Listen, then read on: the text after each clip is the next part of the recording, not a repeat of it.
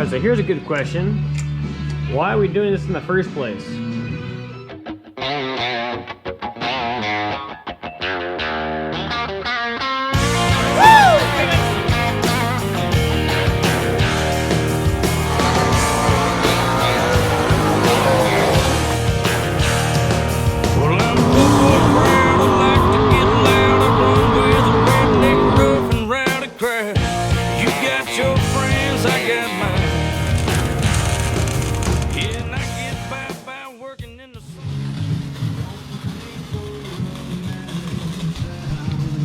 Welcome back. By the time you guys see this video, it's gonna be 2023. We're gonna put 2022 behind us, and we got big plans. You're watching Hillbilly Picker Eric here. Uses a brand new welder my dad got me for Christmas. Look how tight that thing is. Titanium. 15 pounds. Makes pretty good welds. From Harbor Freight, I think you bought it from, and this thing is badass. You like it? Yeah. I mean, that was your first pass? You made it all the way through? Smooth. Look at this thing. That's my hand. Tiny. And I it's think one. it's maybe a foot long and 8 inches tall. Yeah, and it's 110, so you just plug it into that generator that we're gonna bring to track, and we got some good welding. We're gonna get rid of this big old honking thing that we've been trying to weld on, and get a real updated version of the. This is a flux core welder. No gas inlet. I'm not lying to you guys. Brand new. All right, back at it. Getting this thing off the ground. I figured while I was in here, before we pull it out, I kind of forgot about this, but we're gonna run the gear set in. Brand new gear set. Want to get the ring and pinion mated up. So I'm gonna let this thing run in gear for maybe 20-25 minutes or so. Get a nice heat cycle on the gear and the fluid, and then maybe do it one more time before we go racing, but no better time than now.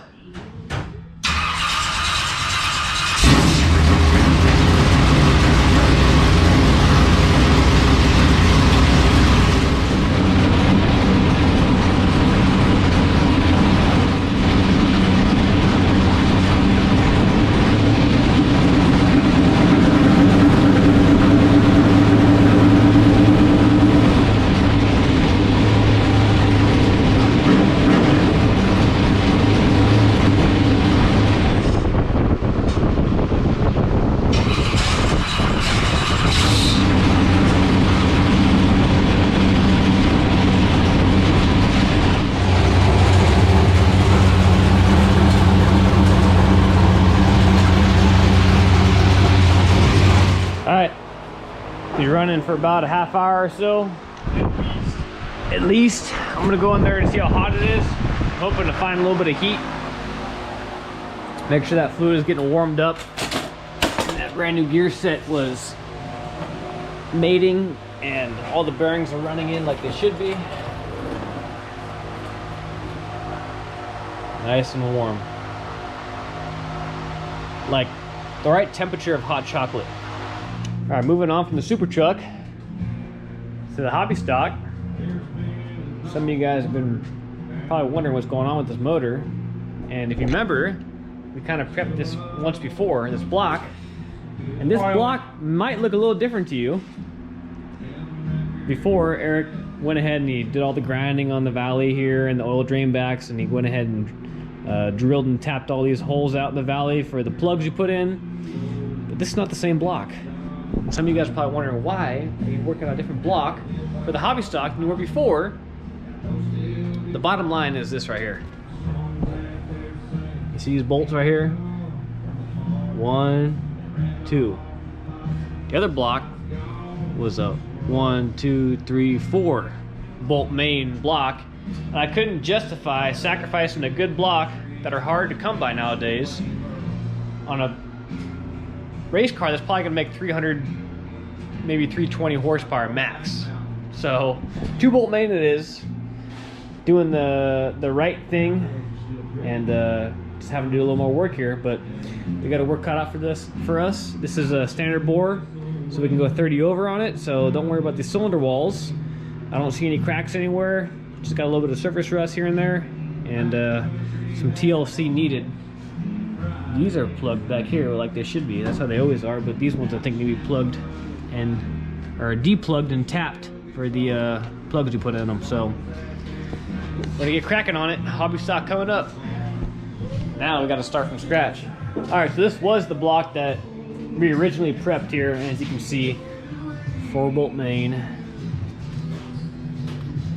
But I'm gonna go ahead and lay this guy down and basically repeat everything we did.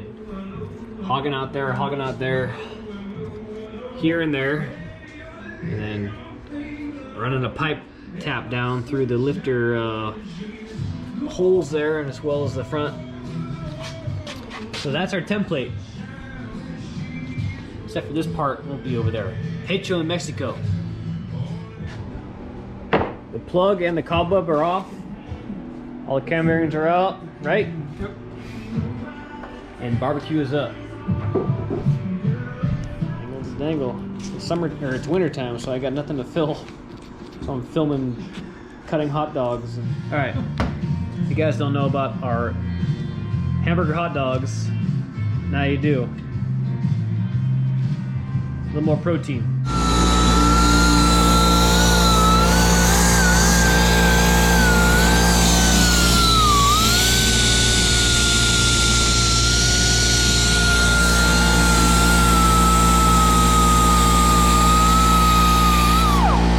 Moving it. Drilling, we're tapping, we're grinding. With the house and myself and friends on the way. Not here in the world and everything's okay. Those were the days.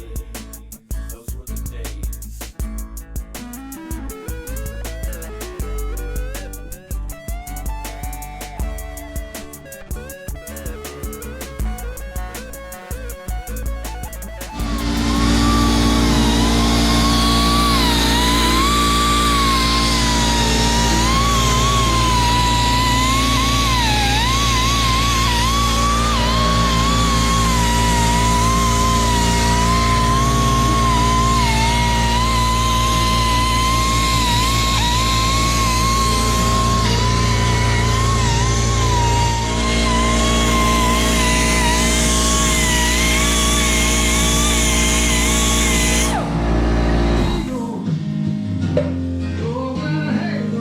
Smooth as butter. All that metal down there, Yeah. fresh. You want to show with the camera what you just did? Well, so we gotta tap these front galley plugs up here. They actually have the freeze plugs in them. And I was trying to tap this thing. That's the tap. This is the tap. I was trying to tap them with the actual plugs in, not knowing that they're still in there. Yep. So we gotta drop them out first. That's what the all thread's for. Smack them. Woo! Hit it. Man, I wish the cam bearings would have seen me. Right? Want to swing? Nice. Alright, so here's a good question. Why are we doing this in the first place? Because we want to. Yeah, because we want to make more work for ourselves. No. The question is, why are we doing this in the first place? There was already plugs in there, right? So why are we pushing those plugs out and making new threads for a tap or a national pipe thread plug to go in there? So for those of you who don't know, when we go ahead and clean this block up, we're gonna try to get all that crap out of there, obviously. And we're gonna go through there with the power washer and clean out all the galley holes. And if you don't pull those plugs out, there's a possibility of a bunch of junk, and in this case, a bunch of this crap that we just ground off, getting behind that plug and us not being able to wash it out. And then when oil starts flowing through the motor and we start it up, that stuff going places we don't want to go. So the general consensus here is to go ahead and get those guys out of there, tap these guys so we can put plugs in there so we can clean it out. Once we get the block completely cleaned, then we go ahead and put our plugs back in. And then if we ever have to rebuild this motor again, if we gotta go, 60 over or something and do a rebuild on it, we just pull those plugs out and clean the whole block up again. And that's the reason we're doing this. So if you didn't know, now you know. What if you know what you're doing? It don't take that long. Ooh, do you know what you're doing? Hell no. Other than tapping head bowl holes. That's right. All right, we're gonna tap through all the head bowl holes here. This feels so great. As you can see, some of them look great, and other ones don't look so great. So we're going through all of them.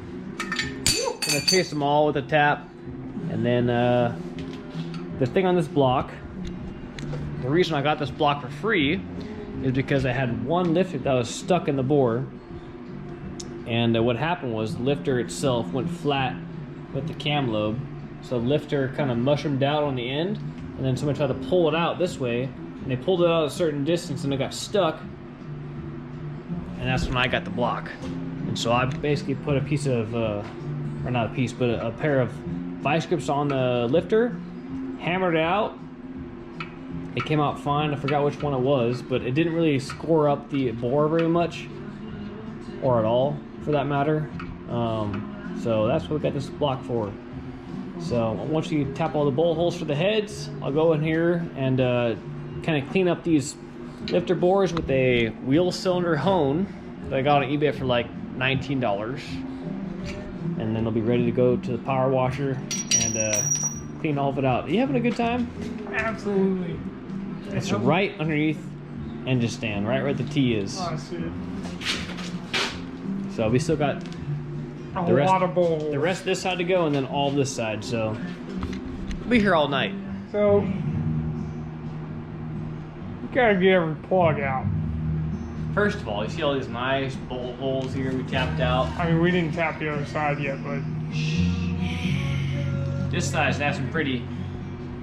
The hardest part of these old blocks is getting these coolant bolts out right there. The bottom of the block, to drain it, these things are always rusted in and basically welded in. And so, an impact hammer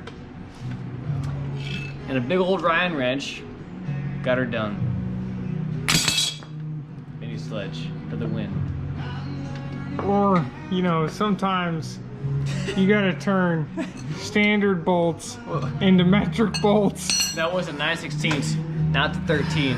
And it's going in the garbage. We don't want that shit anymore. So it was rounded before we started, yeah. and we don't take no for an answer around here. You gotta get a big old thick impact socket. 13 millimeter by Pittsburgh Tools or Harbor Freight. Some of the best material out there. I mean, we both have turbo sockets at work that would fit this. You know, the ones that extract lefty Really loosey, dig in actually and- grabbing it. But that would be Oh. way too easy and take way too long. We're about 30 miles away from work right now, so we ain't going home to get our tools. We got it done with the 13 millimeter. 13 inch. 13 inch, I hope so. They're out, both sides, in this video. Okay, so this block is completely bare now. The next step is to get all this crud off of it, degrease the block, get it all cleaned up, and pressure wash it outside. But I'm waiting for a little bit better weather because it's kind of raining and wet outside. Just want to wait for some nice sunshine. So I figured I'd start working on the cylinder head that's going to go on that motor for the hobby stock. And just looking at it, every one of these intake valves has a little shiny ring around it. So yeah, that means that all these valves are kissing the pistons. And what I just found makes total sense now, because taking these valves out, there is a massive lip on almost every single one of these. It's like a mushroom effect. So right there, that one's not as bad. This one over here, you can probably see with the camera, it's like horrible. So I'm either gonna have to cut the tips off all these valves to get them out so I don't damage the guides, or file them down real good. But I don't know. I'm gonna end this video now and let you guys at least get some content out there, and then we'll be back at it fixing this cylinder head issue and getting these things tuned up, as well as the block. And then I gave the Super Truck a wash today because I took some pictures of it. It's going for sale. I've been talking about it for a long time now, and talk is cheap. So I'm posting this thing for sale here real soon, and hopefully be able to race it. Hopefully somebody doesn't buy it right away, but if nobody buys it, we'll keep on racing it and doing well with it. But that's kind of what's going on here in the shop. You guys remember, if it's bent, it ain't broken. We'll see you next time. Thanks.